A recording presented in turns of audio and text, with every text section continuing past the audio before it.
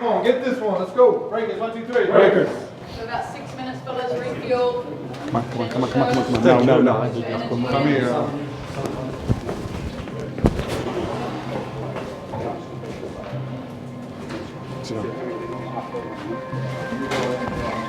Are you angry? Yes. Good. Play angry. I'll get you the minutes. You go out there and play fucking angry. You understand? I'll make sure you get your minutes. You go out there and fucking play. I think it's really important to put yourself in adverse situations. That's where growth happens. If you stay in your home country, you know, the NBA is going to be a shock for you. What happened? Something in your knee, right? You sure? Take a breather, you're back in. Do you want to go hide out and not play for an entire year and train in an empty gym and try to maintain your quote-unquote draft stock? Or do you want to challenge yourself and get better? That's what we're seeing from Ousmane, and that's what we're seeing, you know, from Hugo in some ways, challenging themselves and getting better by struggling. Yes, boy! So I think it's really important to struggle at a young age.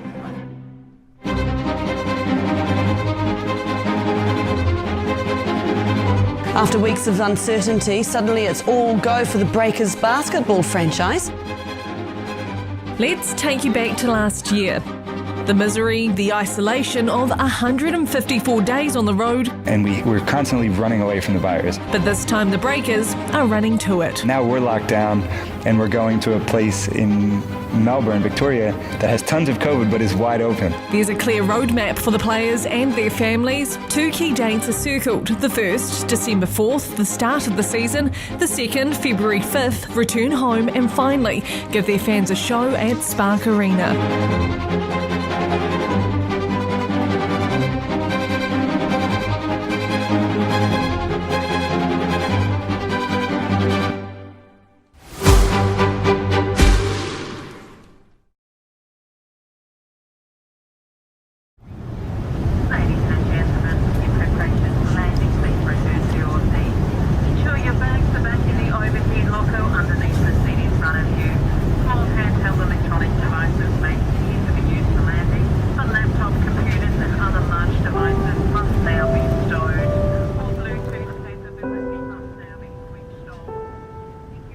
It is the dream for every young player to play in the NBA. It's the pinnacle of the sport.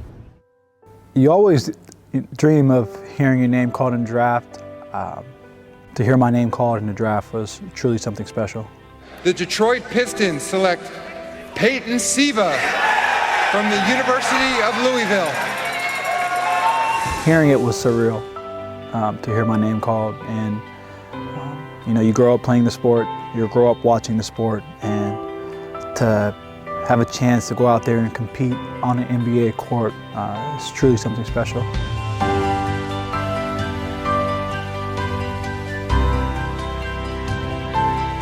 I decided to go to the Breakers because I think the style of play was fit with my style of play, so I thought it was the best option for me.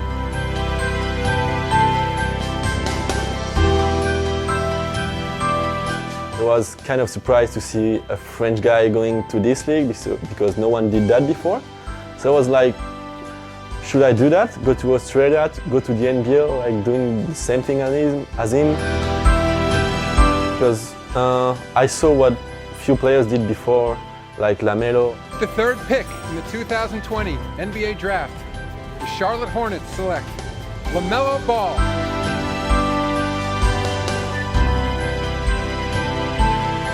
I think he's one of the biggest winners of the entire Next Stars program, just because teams really weren't sure about him at all, even though he was this big talent.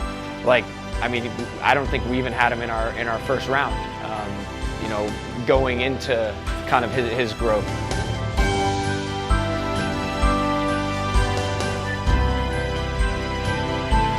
With the 6th pick in the 2021 NBA Draft, the Oklahoma City Thunder select Josh Giddey from Melbourne, Australia. 2019 and 20, won the NBL Rookie of the Year for the 36ers. I mean, I saw the league was pretty good and is really in front of the scene for the NBA scouts. So that's why I made this choice to come here. I mean, guys have definitely hit me up asking me how I made my decision and how I liked it so far, but I mean, that'll be up to them at the end of the day if they want to do the college route or come over here to the NBL. RJ Hampton blocks LaMelo Ball on their first possession. The crowd is going wild. Well, LaMelo Ball and RJ Hampton both played in Australia. Ball played with Illawarra and Hampton played with the Breakers.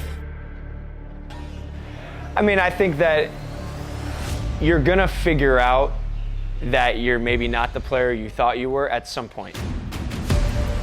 Oh, blocked by James. Obviously, RJ has had his struggles, you know, in the NBA. So whether that's in college or whether that's in the NBA or whether that's when you're out playing in the NBL.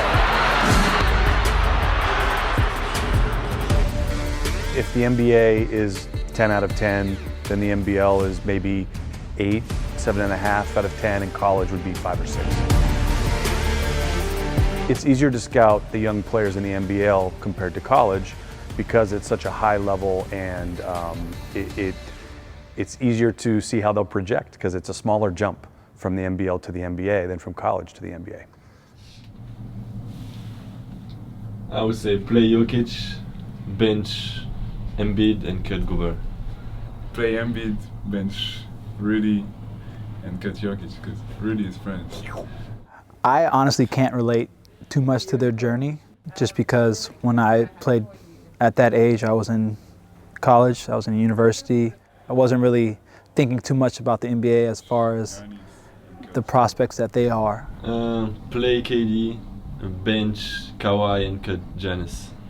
You know, they're high on the draft boards. They are lottery picks into the first round, kids playing in Australia, playing professional at that age. I wasn't playing professional at that age, so I couldn't imagine what they're going through, you know, with that type of pressure.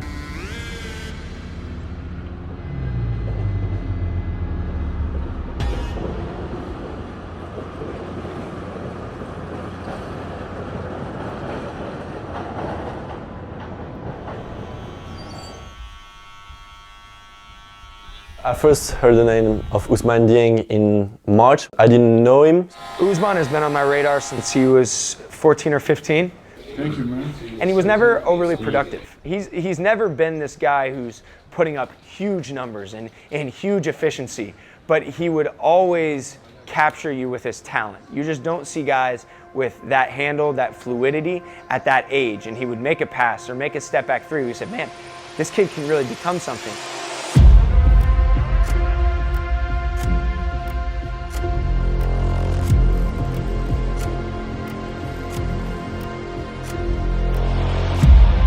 I mean, there is not a lot of difference between Ousmane and I being an import and him an next star.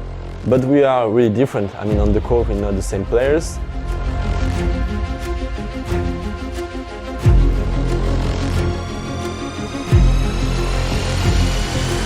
Yeah, so Hugo has been on my radar since, I would say, the beginning of last season. Thought he was a French Tyler Hero, really. I looked at him and said, this kid's got a little bit of Tyler Hero in his game. And then I made the trip out to see him in person.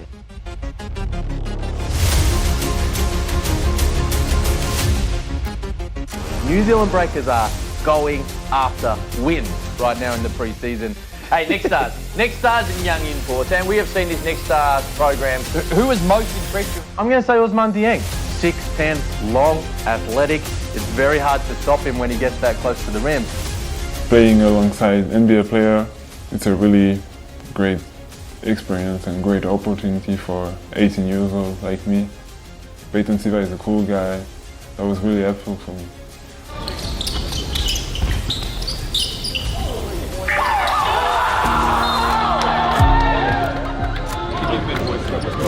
Together, 1, 2, 3. Together!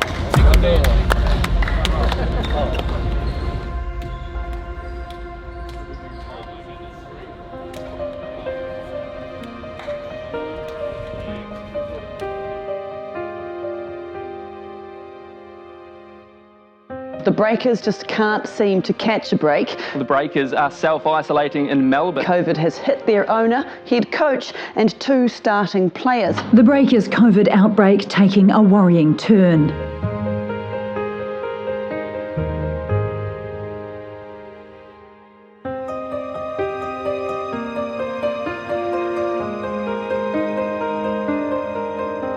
I've had people who've been hit really hard, and even someone who's gone to the hospital.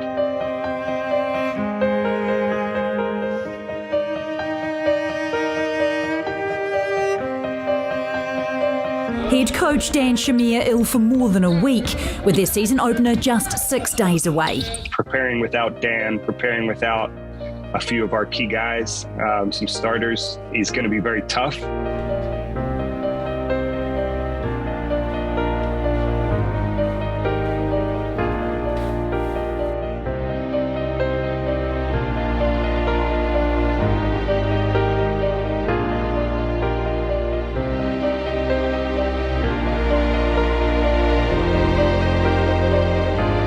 First realized I had COVID because I was feeling very bad after the South East Melbourne game in pre-season. I knew I was going to return positive because I felt so shit.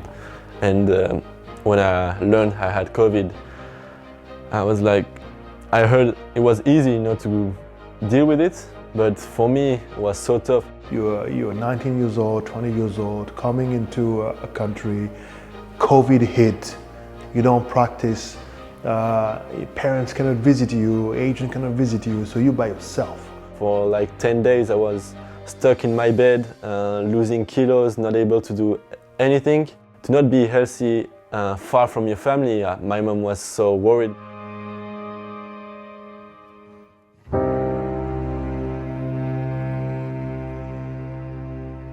Did I have to tell them I was so bad? That I didn't. I was telling them I'm okay, it's gonna be okay, but I knew I really need them, but I didn't want it to be so too worried about my condition. Like here at the beginning, he will be on one hoop and Dieng will be on the other.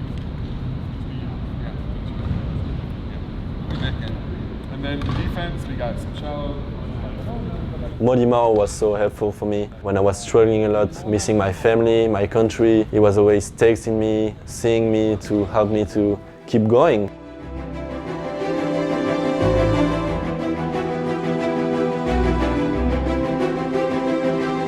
Here we go. Well, round one is well and truly underway. Now the South East Melbourne Phoenix take on the New Zealand Breakers. Now, what more can we say for the Breakers? They had a rough year last year, and it looks like it's about to start off that same way again.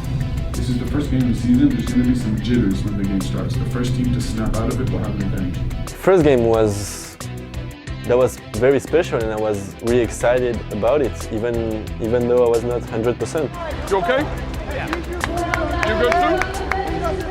Here's Jeremiah Martin kicking it out to Hugo Besson, 2022 NBA draft prospect.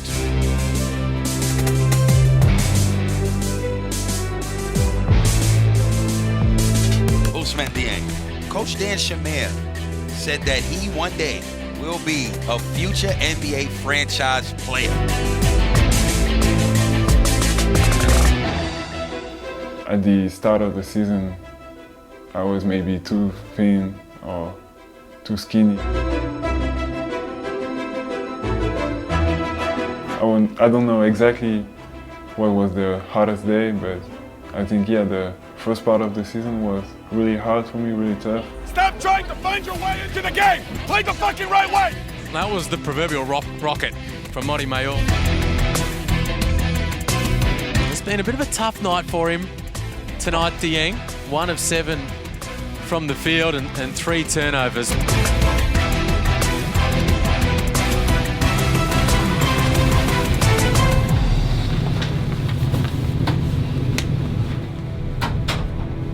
First game of the season with tough circumstances. Nobody making any excuses. Look in the mirror, take responsibility for it. You can do better. This goes for everybody, including me. Rest, recover, come back to work. Well, one good thing we have is that we have them in another room.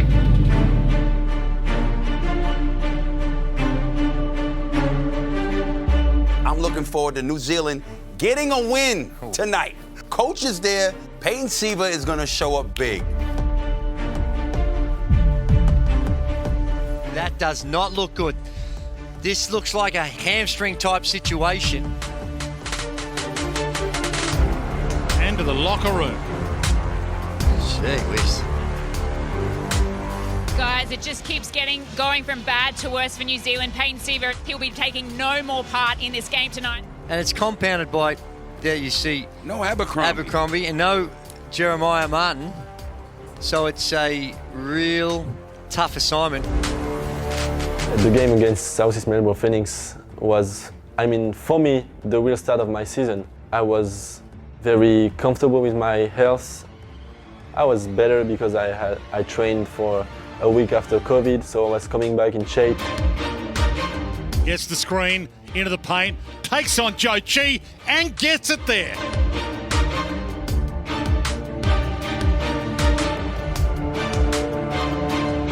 Besson steps it in, used the body and the glass. I just showed to everybody that who I was. Joe Chi staring him down. Little mismatch. He danced on him, broke his ankles and dropped it. Inside 2 minutes. 3-ball heel, make it interesting. Oh, will it what? Baby, that's good from outside there. Shows the guns. The commentary was really funny because that's absolutely not that. That's the sign of my favorite French rapper, but obviously no one knows him over there. And he has taken it next level. Let's go!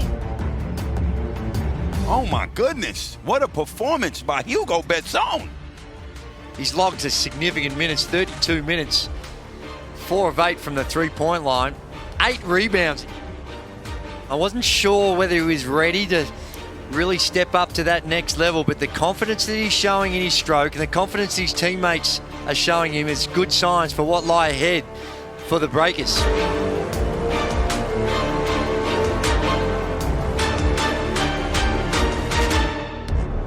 It feels very good to be back at this level. I had hard days because I had COVID. I was really sick like 10 days ago. So it feels good to be back at this shape and at this level. I always had confidence in myself. I never doubt, even if I'm 0 for 10, I'm going to take the shot. I'm 10 for 10, I'm going to take the shot.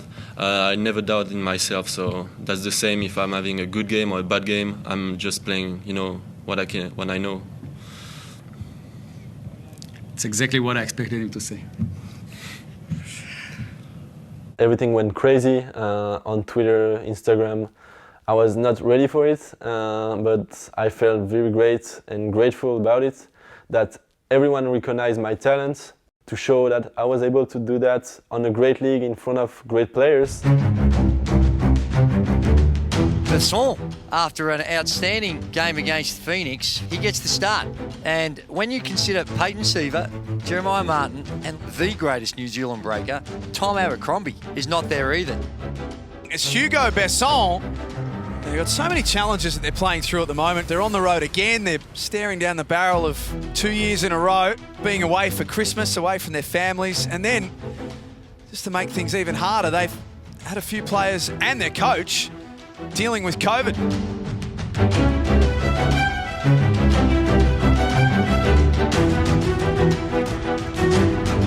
Technically, I don't think he's a next star, but he really is a next star. Eligible for the draft, and with the form that we've seen, he'd be working up the draft boards because he can shoot it. Hugo Besson was huge. Friday night. Man, I can't get enough of this guy. Not only can he shoot the ball, he can create off the dribble and finish.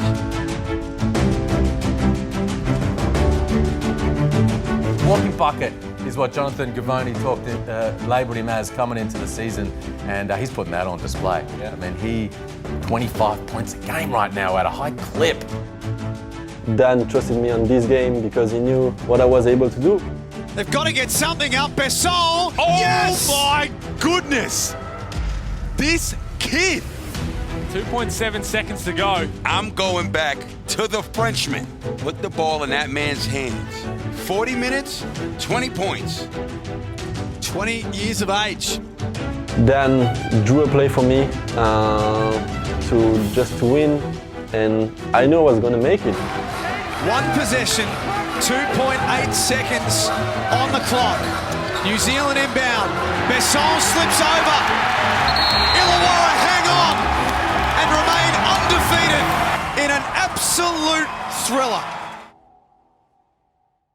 That was tough because if I made it, you know, we really started the season. You know, this first win was so important. And yeah, I just fucked up. I felt so bad and I felt it was all my fault. And that was tough, even though I had a great game for me. That was not because I had the chance to win this one. And yeah, I fucked up. Well, they went to him. Hugo Besson just lost his footwork, and you can see they tried to space everything out, get the ball in his hands and fell over, and it's a tough break for New Zealand. They've been outstanding tonight. They're so resilient to keep fighting back. Heads up, fellas. Now, towels off. Come on, come on, come on, come on. Battle, battle. Okay. There's no word to hide. Okay, we need to stay strong. We cannot go anywhere. You give it everything you have. Come on. Together, 1, 2, 3. Together.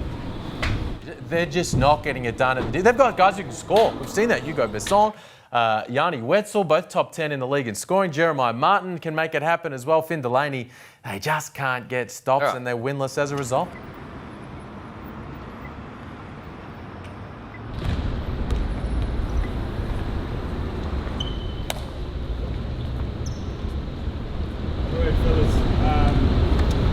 New Zealand government made an announcement today, and I heard from Sport New Zealand yesterday that it's all but certain we're not going to be playing any home games in New Zealand this year. I know, put that aside for a second, I know it's been tough. I know this just makes it a bit tougher. COVID, injuries, all of it, it's fucked. I know that. I can't get back in the country, me and my family, there's no path to me seeing them. But this is our reality for the rest of the season. And I know it impacts different guys different ways. But this is us, and this is the way it's going to fucking be from here on out.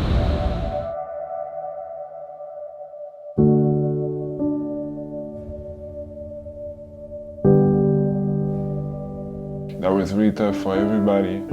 But yeah, for the fans, like we didn't have the fans during the game. How do you motivate yourself? How do you get yourself up for a game where there's no crowd, there's no atmosphere, it's all on you?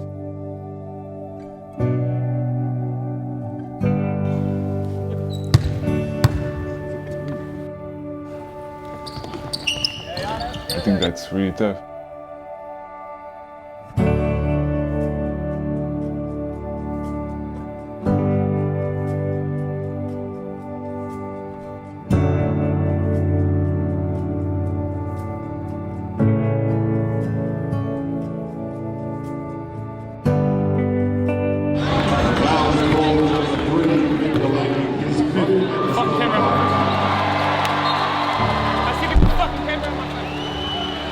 It's 2 years now they're in Australia.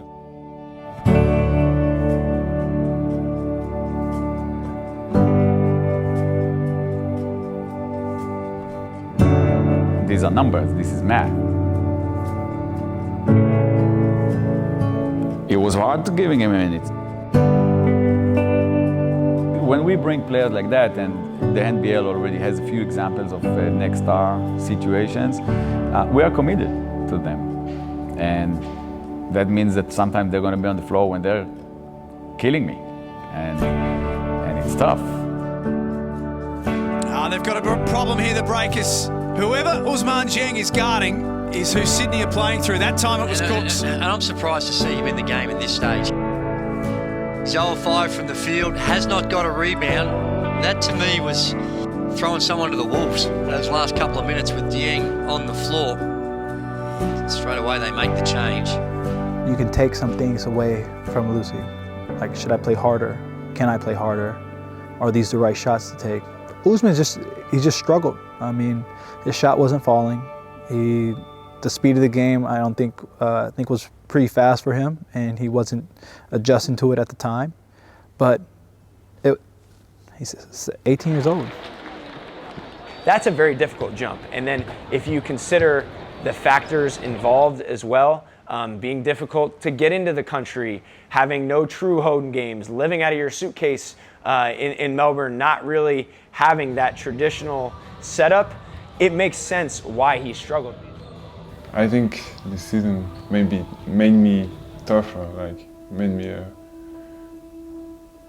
better and tougher in every aspect, on the floor and off the floor too. Welcome to Tuesday night basketball. It is the last game of round 13. We start with the New Zealand Breakers. Who won't be there tonight, Hulls? Oh, some huge outs. I mean, just things they can't control. Yanni Wetzel is the biggest out. Tom Abercrombie's still not there. Dieng, Will McDowell-White. I had the wrist injury during practice.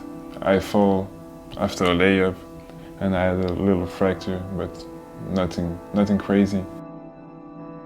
So I just work on my body and work on my defense.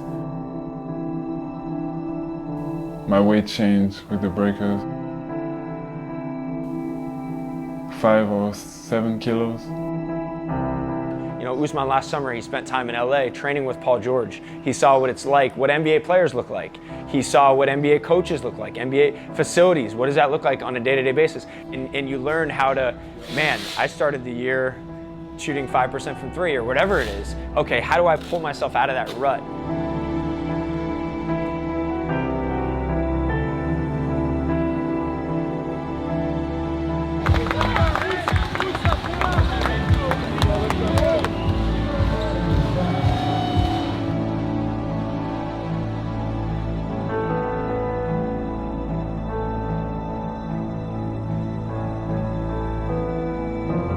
This young man has come to play today.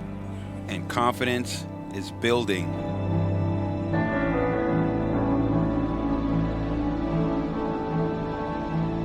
He's got 11 in the opening quarter. When you know scouts are in the building and in the country specifically coming to look at you, this is what you need to do. And so far, he's answered the call. 17 and 9. Look at that baby face, man. You know how hard it is to get on the court and produce in this league? 18 years old.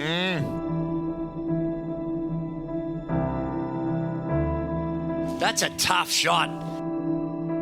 He's scored double figures now for the 3rd game in a row. And previously, the RJ Hampton was the next start, and he never scored double figures in 3 straight games. He has shown everybody who he really was, and people who were talking shit about him at the beginning of the season, it just showed them they were wrong, and he's a good player, and he has to be drafted in the top 15 easily. There's a reason why he can shoot 21% from 3 and scouts are still interested. You know, like, you don't have to be crazy productive when you're 6'10" and show some of the glimpses that he does, right? For Hugo, we have guys who look like him in the States, right? 6'4", you know, not super long or this big-bodied guy. Like, he needs to be productive first and show on his film when scouts come to see him that he's skilled enough to play in the NBA, because physically, he's just another guy. Just not sure why we haven't seen Hugo Besson just at this point in time just yet. For the first Wildcats game, I was really struggling. He has to get going. None of 4 from the field in 11 minutes.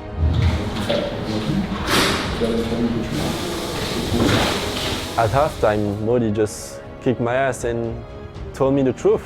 I didn't want to hear that, but he just told me what I had to do. Back to Besson.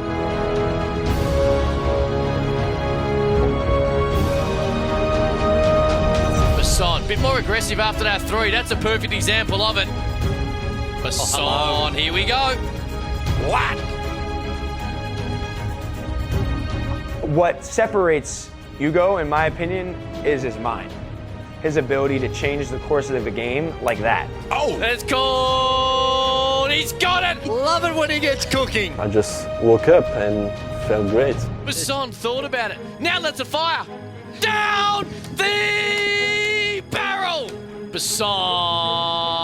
Turn it up! This This is just one of the great shooting displays we've seen all season. Perth Wildcats are copying the full force of Hugo Besson. What he did in that Perth third quarter, there's only so many guys at 20 years old, I don't care what level you're playing at, that have the ability to do that, that have the confidence to say, you know what, I'm gonna pull this like 30-footer with 15 seconds on the shot clock because I'm cooking. And if they want to take me out of the game, fine. If I'm gonna miss, fine. It's no big deal because the next one's going up too. You know, Hugo has the most confidence out of any player I've played with.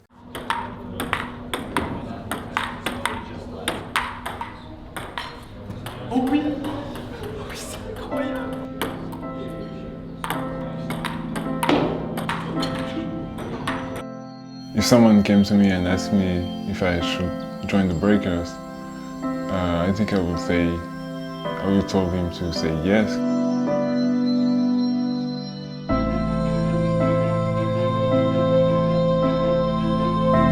First half of the season was bad, and I don't think I will have the opportunities to play after that in somewhere else.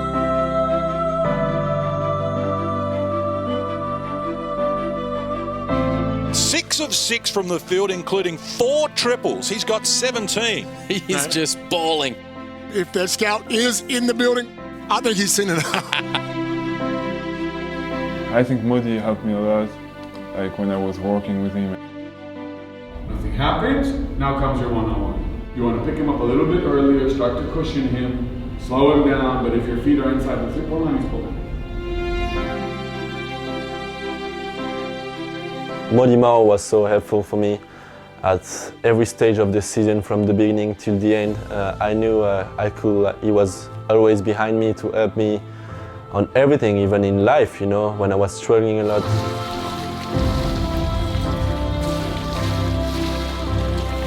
Yeah, the Breakers I think have done a really good job of, proving that, okay, we can bring in a guy like Ousmane, who's highly rated. We can bring in a guy like RJ Hampton, who's highly rated. And then we can also bring in a player that maybe the scouts don't know as well.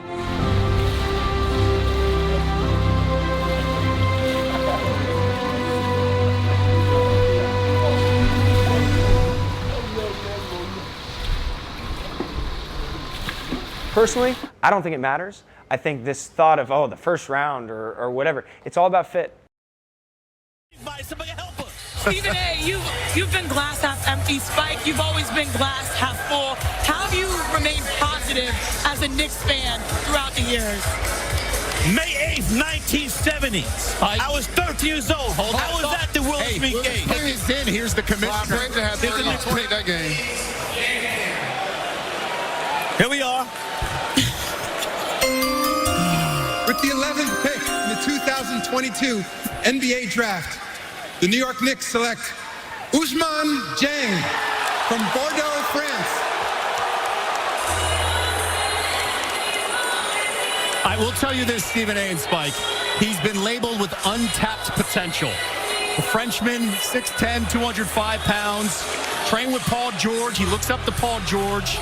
He models his game after Kevin Durant. He's a sleeper. They got sleeper. Oklahoma City is scheduled to pick 12th. So we will see if potentially this is a pick swap. This right now, as a Knick, this is Dieng's highlight. Now, he played in the NBL Next Stars program. That's a program, of course, that featured LaMelo Ball, Josh Giddey, RJ Hampton. With the New Zealand Breakers. Our Adrian Wojnarowski Ousmane is reporting that you're headed to Oklahoma City, a team that has a lot of young guys. Either way, just in general, how will you begin this journey as far as your work ethic? That will be good. I'm ready to work tomorrow. OKC is a young team, so that will be good. There is a French guy, Théo Malédon, so that will be super fun. My father said, don't you worry, child. See what the sky planned for you. Don't you worry, child. Yeah. Ayo Dosunmu goes in the 30s. Herb Jones goes in the 30s. They get guaranteed contracts. They're starting on good NBA teams right now. So it's about fit. It's about opportunity. It's about him going somewhere that understands who he is as a person, who he is as a player, and giving him the latitude to continue improving the way that he has.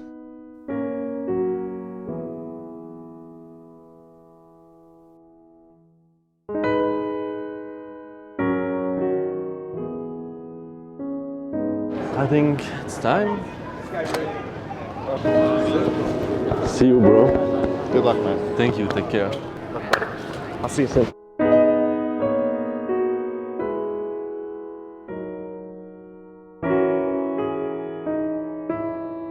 I'll miss you.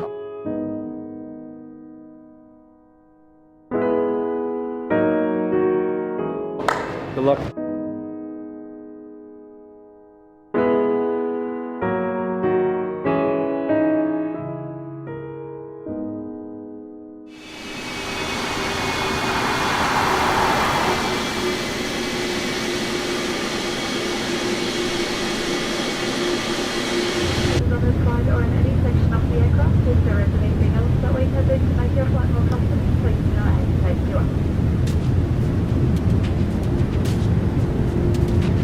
A very good rebounder, averaged over 9 rebounds per game. That led the Pac-12. And there you go. And that brings us to our final pick of the night. Some of our viewers may be saying, well, wait, I thought there were 60 picks in the NBA draft. Well, usually there is. This year, there are only 58. Let's send it back to the podium for the final time this evening.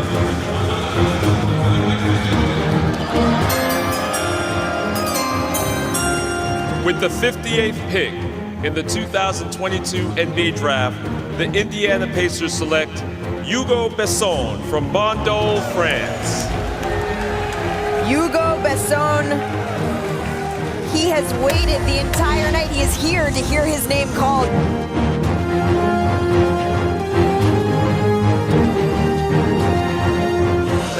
Sitting all the way up there in section 300. Here, I can tell you this. I'm going to flex just a small bit.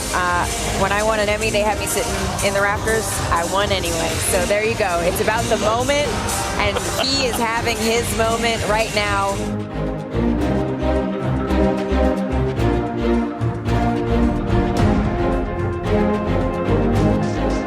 And that will do it for the 2022 NBA Draft. There were so many young men who got to experience their moment tonight. Hugo Besson experiencing his right now.